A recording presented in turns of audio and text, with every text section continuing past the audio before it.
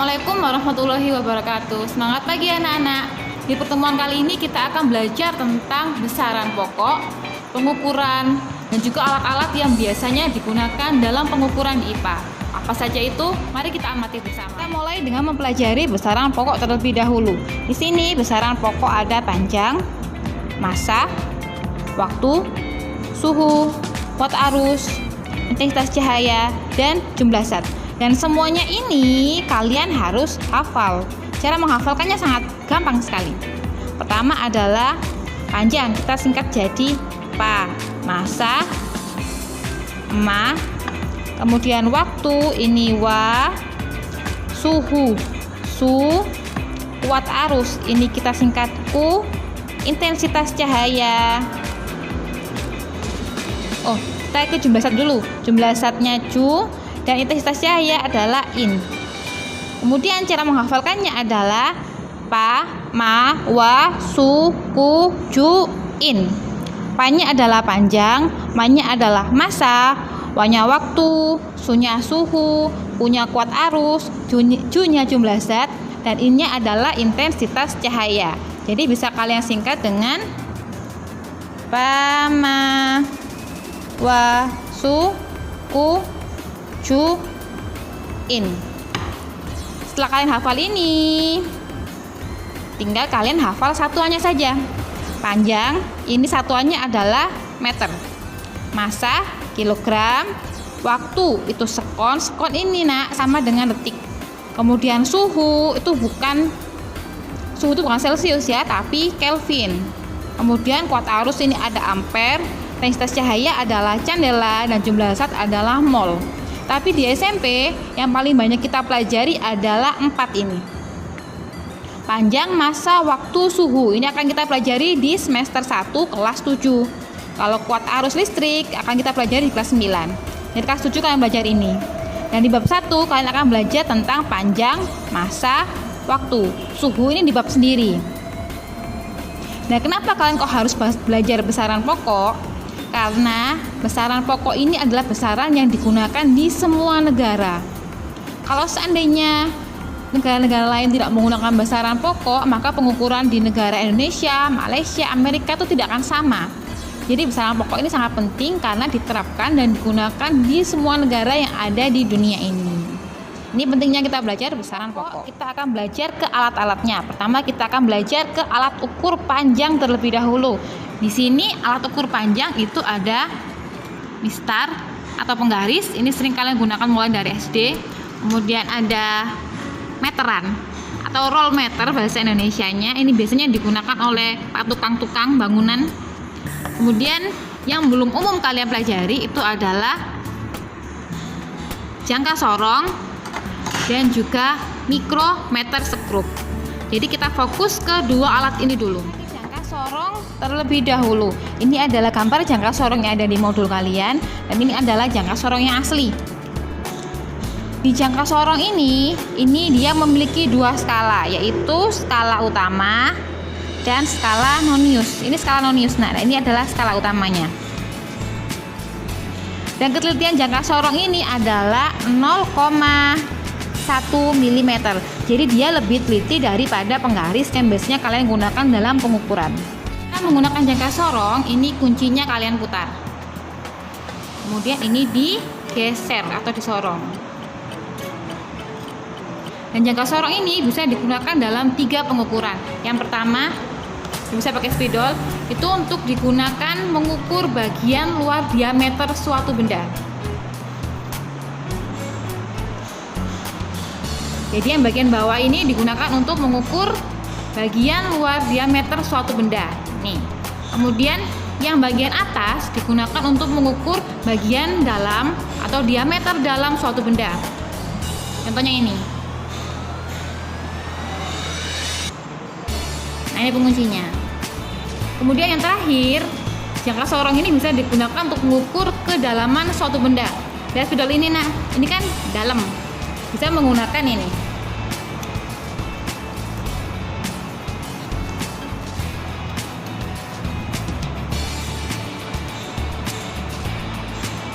Jadi jangka sorong digunakan untuk satu mengukur diameter luar, yaitu yang bagian bawah.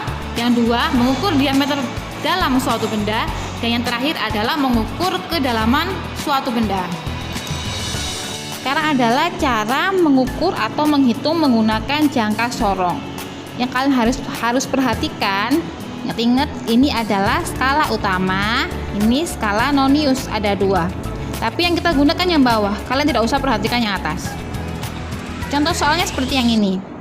Jadi atas ini adalah skala utama, yang di bawah ini adalah skala Nonius. Sekarang kita ke hasilnya di contoh soal. Kalau Bunda nggak pakai ini, kita pakai cara yang mudah saja, yang langsung. Saya punya 3, komanya di tengah-tengah nah ya. Nah untuk yang ini, cara melihatnya kita nggak usah hitung pakai yang root seperti ini, nggak usah. Untuk yang ini kalian harus lihat di sini dulu atau di sini.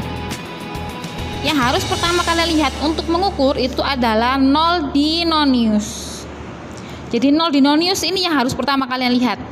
0 di Nonius ini kira-kira ada di garis berapa? Ini ada garis-garisnya. Untuk mengisi yang ini kita lihat angka besarnya dulu. Angka besarnya di sini di skala utama. Untuk yang dua ini nak, kita lihatnya di skala utama. Untuk yang mengisi 2 ini. Yang terakhir ini baru di Nonius. Ini yang utama. Masih ingat? Kita lihat dulu 0. 0 ini berada di garis berapa? Kemudian kita lihat angka besarnya di skala utama. Ini skala utama.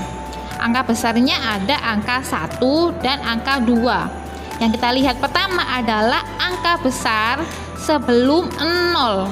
Berarti adalah angka 1 karena yang digunakan adalah sebelum. Berarti di sini diisi 1. Kemudian untuk mengisi koma di belakangnya kita lihat di sini. Kira-kira dari angka 1, angka besar sama angka 0 itu ada berapa garis? Lihat di sini ada 1, 2. Ingat nak ya, garis sebelum 0 di skala Nonius. Setelah angka besar. Berarti di antara angka 1 sama 0 ada berapa garis? Ada 1, 2. Berarti di sini diisi 2. Yang terakhir, ini kita lihatnya di skala Nonius. Nonius itu yang bagian bawah. Kita lihat yang paling lurus. Di soal biasanya dikasih tanda seperti ini. Dan yang lurus, nah kita lihat 0 ini lurus apa enggak? Enggak. Setelahnya 0? Enggak. Ini juga enggak. Enggak. Yang dikasih tanda di soal adalah 5. Lihat ini lurus. Berarti yang terakhir ini adalah 5. Kira-kira lebih mudah menggunakan ini apa langsung dibaca seperti ini? Nah, sekarang kita coba mengukur menggunakan alatnya langsung. Masih ingat? Tadi awalnya yang harus kalian lihat adalah angka 0 di skala Nonius. Setelah itu untuk mengisi ini kalian lihat angka yang besar. Yang besarnya itu ada angka 1, 2, 3 dan seterusnya. Tapi yang dilihat adalah sebelum. Jadi sebelumnya 0 ini ada angka 2 apa 1? Ada angka 1. Jadi kita tulis 1. Kemudian di belakangnya koma. Kita lihat kira-kira ini garisnya berapa? Nah, yang tinggi ini ada 5. Berarti setelahnya ada 6, 7, 8. Yang ini 9. Nah, nolnya ada di antara 8 dan 9. Berarti di sini ditulis 8. Nah, sekarang kita perhatikan yang paling lurus antara Nonius sama utama. Kira-kira yang paling lurus yang mana? Diamati.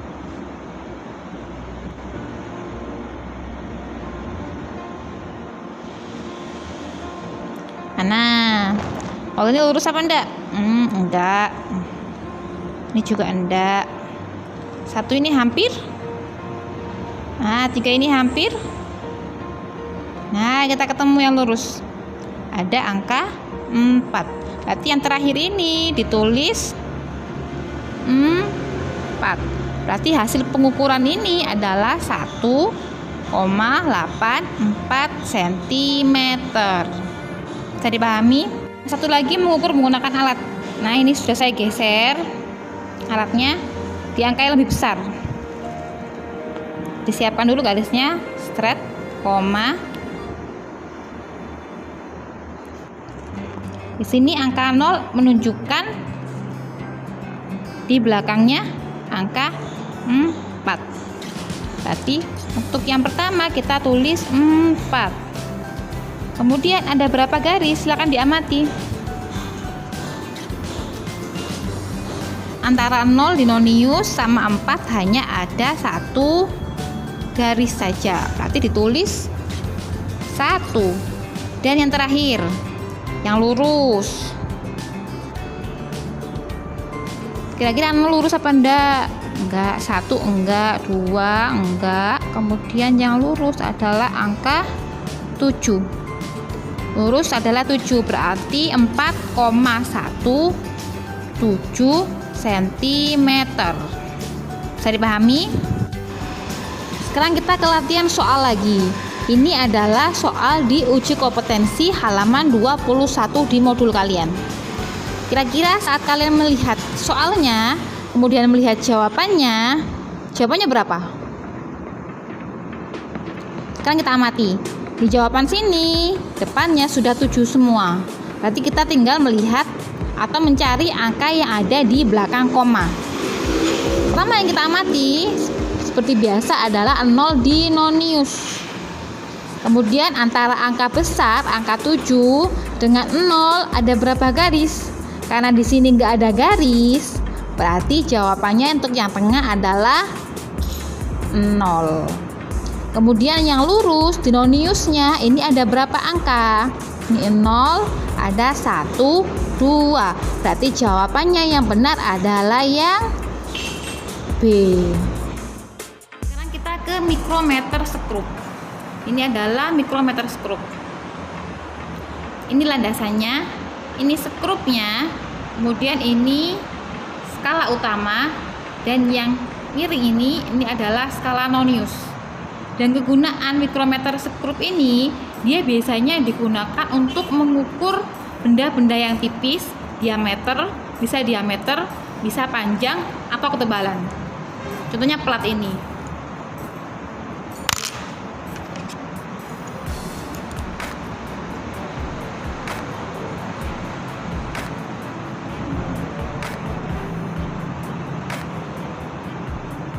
Sekarang kita coba mengukur dan latihan soal dengan mikrometer skrup. Kita ke contoh soal pada mikrometer skrup. Perlu kalian ketahui kalau mikrometer skrup ini dia punya ketelitian yang lebih teliti daripada jangka sorong.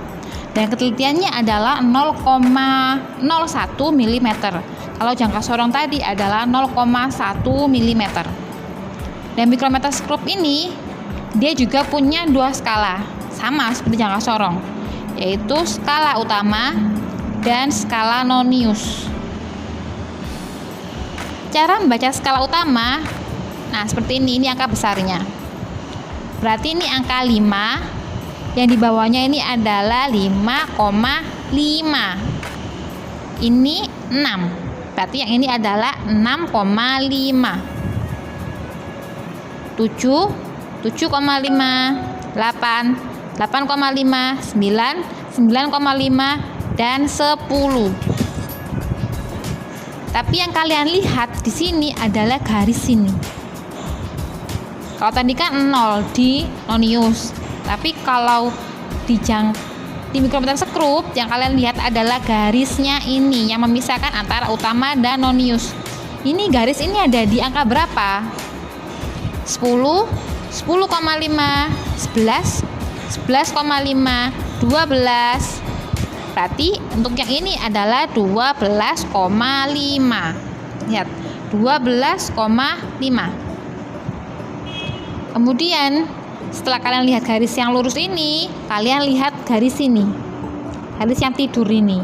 Garis yang tidur ini dia menunjukkan angka berapa pada skala nonius. 10, ini ada 11, 12, ini yang lurus adalah angka 13, berarti 0,13. Karena tadi kan 12,5. Kemudian yang noniusnya ada 0,13, harus ditambahin 0 karena dia satuannya adalah karena dia ketelitiannya di bawah 1 mm, berarti dia 0,13. Lihat ini 13, di sini tulisnya adalah 0,13. Ingat kalau ngitung komanya harus lurus, berarti 12,5 ditambah 0,13, hasilnya adalah 12,63. Sekarang kita ke latihan soal lagi. Ini ada di modul halaman 19 nomor 3. Yang kalian harus lihat pertama pada gambar ini adalah garisnya, garis yang berdiri sama garis yang tidur.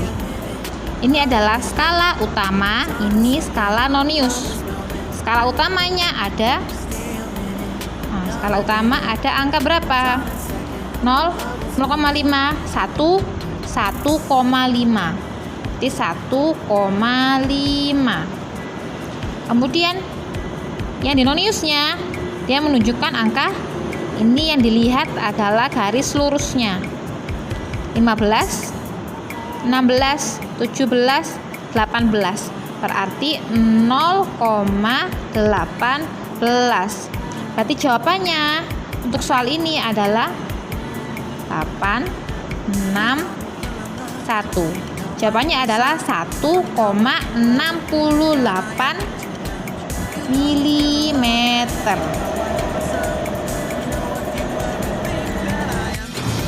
Sekarang kita coba membaca skala yang ada di mikrometer langsung.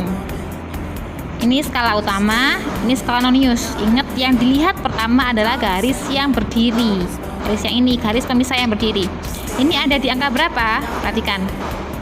Angka besarnya 5. Ini bawahnya ini 5,5. Berarti ini ada angka 6. Jadi ditulisnya adalah 6,0. Kemudian di bawahnya sini